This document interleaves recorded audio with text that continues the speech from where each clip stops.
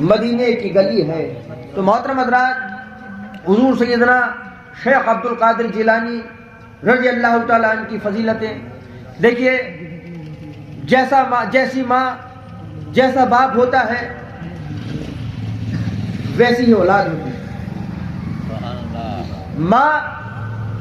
ماں کا کردار اگر بلند ہوتا ہے تو اولاد کا کردار بھی بلند ہوتا ہے۔ ماں اگر عبادت گزار ہو تو بیٹے ولی پیدا ہوتے ہیں۔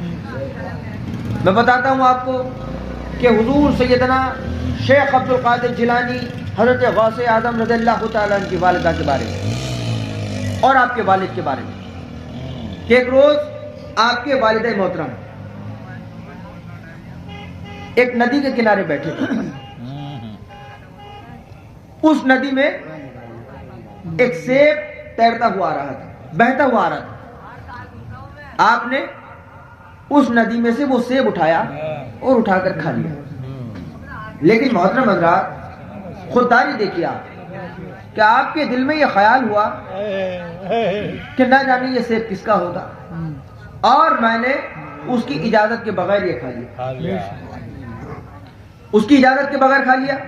اب محترم حضرات، آپ اس پیڑ کے مالک یا اس سیب کے مالک کی تلاش میں چلے گئے۔ آپ اس طرف کو چلے گئے جس طرف سے وہ سیب بہتا ہوا آ رہا ہے۔ چلتے گئے چلتے گئے، چلتے چلتے آپ نے دیکھا کہ کئی دوری کے فاصلے پر ایک پیڑ، سیب کا پیڑ، اور اس کی ایک شاخ ندی کے اوپر، اور اس میں سے سیب گر رہے ہیں۔ آپ نے سوچا کہ ہو نہ ہو یہی وہ پیڑ ہے کہ جس کا سیب ٹوٹ کر میرے پاس آیا تھا۔ آپ اس پیڑ کے مالک کے پاس پہنچے۔ آپ کہتے ہیں کہ آپ کے پیڑ کا ایک سیب ندی میں بہہ کر آ رہا تھا، مجھے بھوک لگ رہی تھی، میں نے کھا لیا اور آپ کی اجازت کے بغیر کھا لیا۔ یہ بتائیے اس کا کفارہ مجھے کیا ادا کرنا ہوگا؟ اب محترم حضرات، غور فرمائیے کہ جیسے ہی اس شخص نے یہ سنا تو وہ حیران ہو گئے کہ ایک سیب کے لیے، اور آپ نے فرمایا کہ میں بغداد سے آیا ہوں، آپ نے فرمایا کہ میں بغداد سے، اب وہ اتنے حیرت میں ہوئے کہ آپ نے دیکھا کہ یہ بندہ بغداد سے چل کر یہاں تک آ گیا صرف ایک سیب کے چکر میں، ایک سیب کی معافی مانگنے کے لیے۔ تو وہ شخص کہتا ہے کہ اس کا کفارہ آپ کو یہ ادا کرنا ہوگا کہ 12 سال تک میری خدمت کرنی ہوگی۔ آپ نے قبول فرما لی، 12 سال تک آپ نے برابر ان کی خدمت گزاری کی۔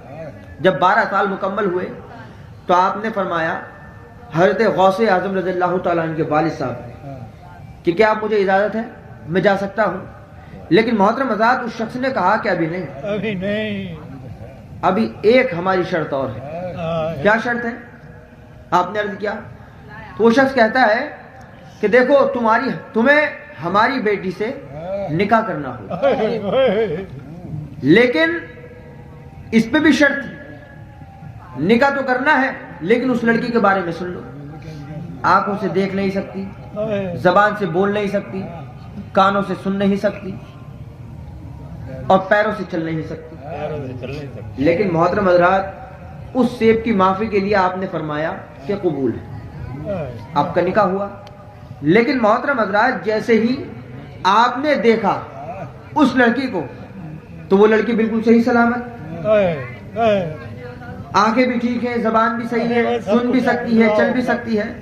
آپ اس شخص سے کہنے لگے، اس شخص کے پاس گئے، آپ نے کہا کہ دیکھیے آپ کو شاید غلطی ہو گئی ہے، آپ نے کوئی دوسری لڑکی سے میرا نکاح پڑھوا دیا ہے، یہ دوسری لڑکی آ گئی ہے میرے ساتھ۔ تو آپ نے فرمایا کہ نہیں۔ اس شخص نے کہا کہ نہیں، لڑکی بھی ٹھیک ہے اور ہم نے نکاح بھی ٹھیک لڑکی کے ساتھ پڑھایا ہے۔ اب ہم آپ کو بتاتے ہیں کہ وہ لڑکی آنکھوں سے اندھی کیوں ہے، زبان سے گونگی کیوں ہے، کانوں سے بہری کیوں ہے، چلنے پھرنے سے لاچار کیوں ہے؟ کیونکہ اس نے آج تک کسی غیر محرم کو نہیں دیکھا اس لیے آنکھوں سے اندھی ہے، زبان سے کوئی غلط الفاظ نہیں نکالا اس لیے گونگی ہے، کانوں سے کبھی کچھ برا نہیں سنا اس لیے بہری ہے، اور کبھی گھر سے باہر بنا اجازت کے یا کسی بھی طریقے سے نہیں گئی اس لیے لنگڑی ہے۔